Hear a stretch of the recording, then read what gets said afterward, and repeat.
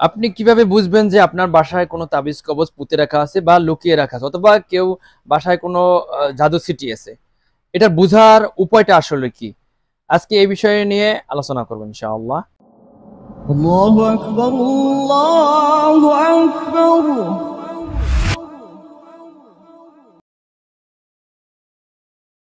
মূলত এর উপায় সহজ হচ্ছে, আপনি যখন বাসায় প্রবেশ করবেন, বাসায় আপনার খারাপ লাগবে, বাসার ভিতরে আপনার অশান্তি লাগবে, বাসার ভিতরে আপনার ভালো লাগবে না। বাসা থেকে যদি আপনি বের হয়ে যান কোথাও, তাহলে তখন আপনার খুব ভালো লাগবে বা আপনি সুস্থ থাকবেন।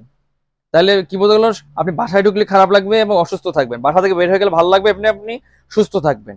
এটা একটা মেজর লক্ষণ। এবং বাসার ভিতর প্রবেশ করলে আপনি দেখবেন শরীরটা ভার হয়ে আসে, শরীরের ভিতর জ্বালা পোড়া বৃদ্ধি পায়, শরীর গরম হয়ে যায়। এভাবে বিভিন্ন লক্ষণ আপনার ভিতরে প্রকাশ পাবে। অথবা বাসার ভিতর কোথাও থাকলে আপনার বমি বমি ভাব আসে, মাথা ঘুরে পড়ে যাবেন, এরকম হবে।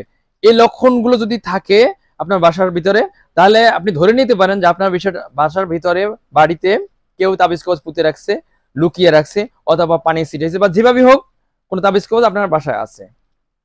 এই লক্ষণগুলো মিলে থাকলে আপনি সর্বোচ্চভাবে চেষ্টা করবেন রুকিয়া করে এই তাবিজ কবজগুলো বের করার। এক্ষেত্রে আপনার জন্য পরামর্শ হবে একজন অভিজ্ঞ রাকির কাছে আপনি সরাসরি রুকিয়া করে তার সাহায্য আপনি নেবেন ইনশাল্লাহ। তাহলে আপনি সহজে এই তাবিজ কবজগুলো উদ্ধার করতে পারবেন।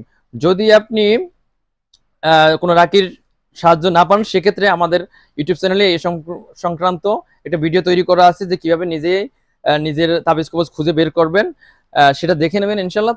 সেটা ফলো করলে ইনশাল্লাহ আশা করা যায় আপনি খুঁজে পেতে পারেন।